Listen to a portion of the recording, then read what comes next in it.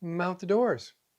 Well, a little bit of shaping is needed because there's like a 32nd of an inch off on the squareness of each door. So it's just going to take a little bit off to clean that up. And then we're going to mount the doors.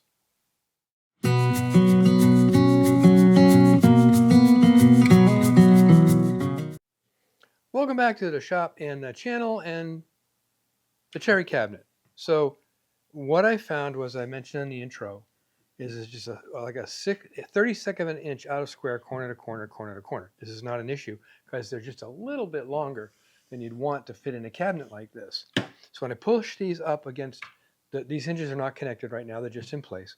When I push the doors up against the hinges, I've got a nice parallel line here, nice parallel line here, and here. It's just I have to shave a tad off of these squared against one of these sides for so that I can get them to fit absolutely perfectly. Now, there's a big gap here. You can see that in the camera. But once the screws are in these it'll rise them up a little bit away from the wood, and these will close up and give me a tighter fit there. The knobs, they're the same color as these, but the question is, we want the knobs in the middle, put them in the middle here, but since this wall cabinet is going to be really high in the sky, up on the wall above another cabinet, do we want to put them here like you would with a kitchen cabinet? We'll decide that later. So next step is to get these perfectly squared up by just sneaking up and shaving just a tiny itty bitty bit off the ends here and here. And like I said, you won't be able to tell the difference with your eye. And then we can mount the doors to the cabinet, then unmount the doors to the cabinet, because once these are fitted correctly, then I have to finish the inside with the drawers and put the back on. And then we do the finish. I want to give you a little tip about using hide glue. The hide glue that I've been using. The minimum clamp time with hide glue like this is 30 minutes.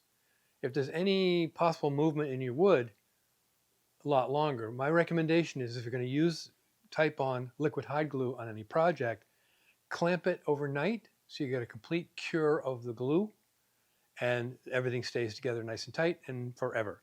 So definitely minimum of 30 minutes, but definitely, because that has a really long work time, clamp it overnight. It requires a little bit extra waiting, but the end result is really good. So let's get on to trimming the doors to fit perfectly.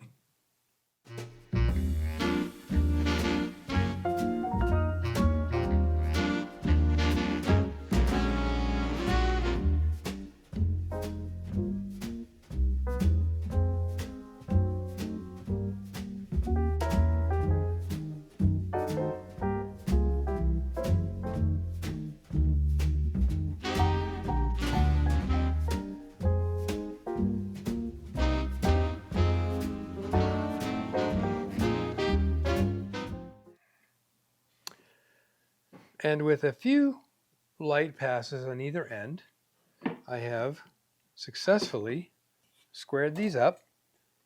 You can't see it in camera, I know, but there it is. But bring it up. You can't see it in camera, but it's square. And so now I have the top to bottom. I was very careful to get that. I've got the top to bottom height that I want, and they're exactly the same length. And now I've got the gaps all the way around the way I want. Time to put the hinges on. The problem with the hinges are, as most of you are aware, sometimes when you buy hinges online or get hinges at the big box stores, the screws are like chewing gum. And I'm going into cherry, so it's a tough wood to drill and screw into. Now the hinges are thin metal on the leaves, and the conical cuts in them are not very deep. I may have to cone those a little more to allow the screws to go in deeper. What am I going to do about the screws? I have really good hard screws from McFeely's square drives, number 6s. These are number 6s that I'll probably be using, but I got to play with that a little bit and maybe grind the heads down because I don't want them to be too proud of the leaves. So with that, leave us screw some doors on. So, hinges. Since these are the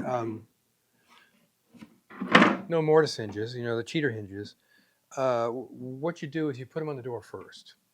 And I've chosen a place where the finial is going to end, and that's at the bottom of this joint, this rail right here, the top of the rail actually. Well, it depends on the orientation. This is symmetric right now, and the orientation is not decided until the ground molding's on it. So basically what I want to do is I want to mark on the drawer where the hinge finial is going to be. No, actually not the hinge finial, this part of the hinge, the leaf itself. So I want to mark where that is, where that's going to go, and then put this in the vise and screw the hinges in place on both doors. Because I said it's symmetric, I can do this on one side, and you can flip the doors around anyway. No, you can't, because of my grain. Wait, gotta get the grain right. So this right now appears to be the right door. If that turns out to be the right door, then this is going to be the top. So first thing I want to do is get my measuring stick and a writing stick, which is of course a square and a pencil. And I want to mark where these are going to go. So what I'm going to do is mark with my right to the edge where I want the leaf to go, which is right here at this.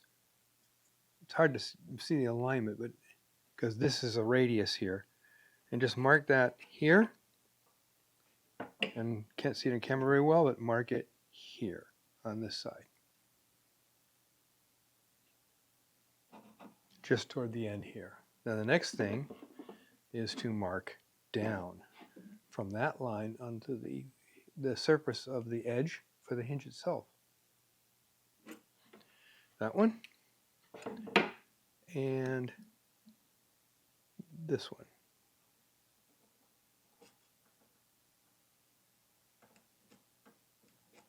So just like every hinge you ever make, there's always a little play in the barrel up and down, a little bit of play. Plus we have these slotted holes to adjust for height and stuff.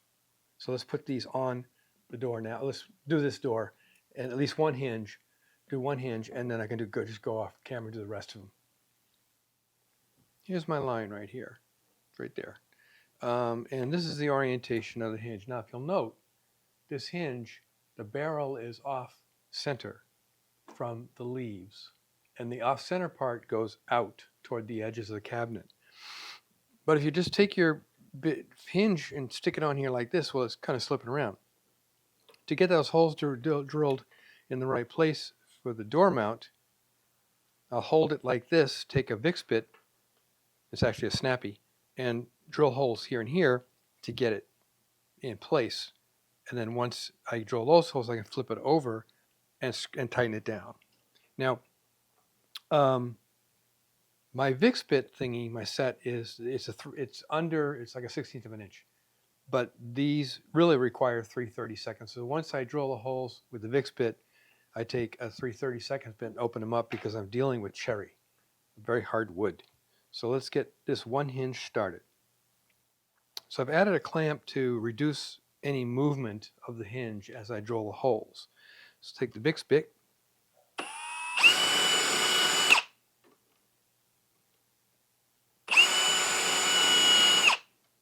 okay, open it up a little bit with the 3/32 bit.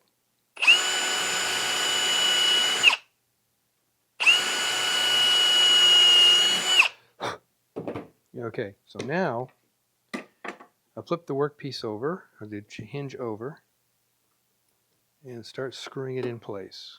And I've got some play this way on this side of the hinge.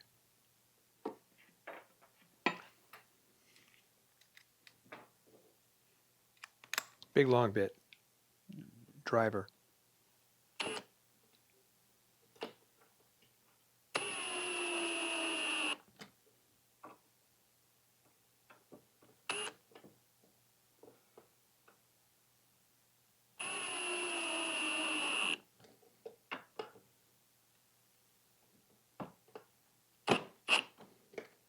Okay, that's on there pretty solid. So now this is the part that's going to go onto the cabinet. Oh, that's a little bit. Nope, that's the play I've got. That's the play I've got in this hinge because it's a cheap ass hinge. I mean, I haven't found any really antique looking Parliament hinges that that I can put on a project like this that have this antique look without being horribly expensive. But these will work for a home piece, whatever. So let's do the other one, and then we'll work on the door, getting the door mounted onto the thingy, the box, the cabinet. So I got all 4 hinges on the doors. Now to connect the doors to the cabinet, and this is a interesting step process. First things first is I want to raise the door off of the stile, the thickness of the hinge. And what that means is this right here. See that right there? That's a 1/4 inch. So I got a piece of 1/4 inch stock that'll hold it off of the cabinet. So I can just lay oh, and I stacked up wood here that is the right height to give it straight across. It's kind of precarious. So now I take that like so. And now I measured. Now this, I'm going to use just the slotted holes here because then I can move it up and down to get it to fit correctly. But I know about just by eye, what it is between here and here and here and here.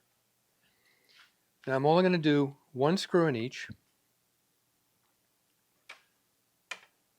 There. So the 1/4 inch piece is holding it off the cabinet here, which allows the gap I need for the barrel for the hinge.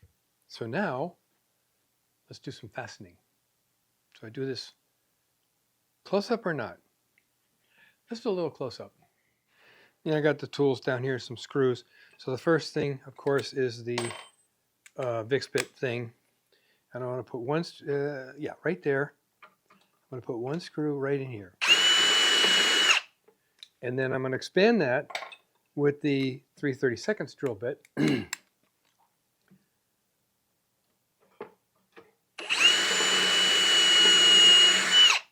then I'm going to put a screw in. So now we got this pretty much fastened in place on one end.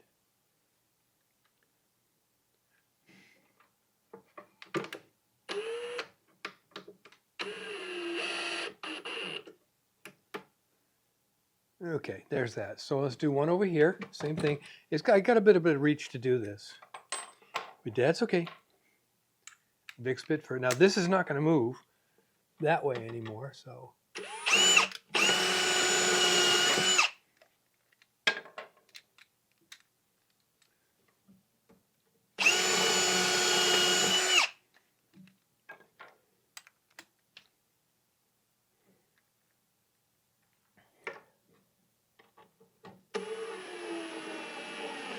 All right, so that looks pretty good. I do have to move it that way a little bit. It's got a larger gap here than it does here, but that's the beauty of having the oval-shaped screw connections.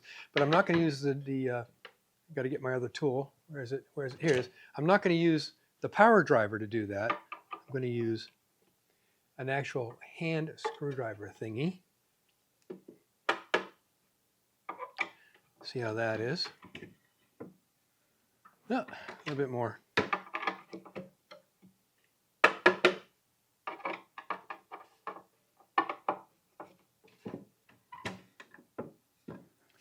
There it is. I have a pretty good gap both ways. Tighten this one up.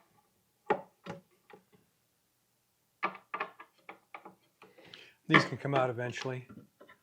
So there's door number 1. It's gapped correctly all the way around. It looks very nice. The grain is going the right way. So for my next step, I will put the other door on to flip this around to do that, and then we'll come back when both doors are in place. And there we go. Doors are in place. Oops, and this is the top of the cabinet because that's the way the grain is going on this wonderful grain that I was talking about. Let's see. I know, let me tip the camera up a little bit. There we go. I know, moving cameras around live is not a good thing, but there's cabinet drawer, door, and cabinet door. So we're ready to go. I need to finish the fastening of these doors correctly, get the rest of the screws in place. And then what do I need to do after that? Get the screws in place and mark them which one is which and which one is going where. So when I come back to put them on after the finish and whatever, it all matches up. So I obviously got to do some more sanding. But anyhow, moving right along. And with that, we'll end this video here because the next video, actually what we're going to do is we're going to make the crown molding. Mara and I have to decide what profiles we want for it. Crown molding and base molding, I want to get that on. It has to be on before we do the finishing. And I'm going to mill the wood that's going to go for the shelves and for the back. And that'll be ready just to install. Paint and then install, because the inside is going to be painted a pale blue. Not the inside of the doors, but the inside and the drawers are going to be painted a pale blue. So let's do crown molding next time. So until then, make great things out of wood.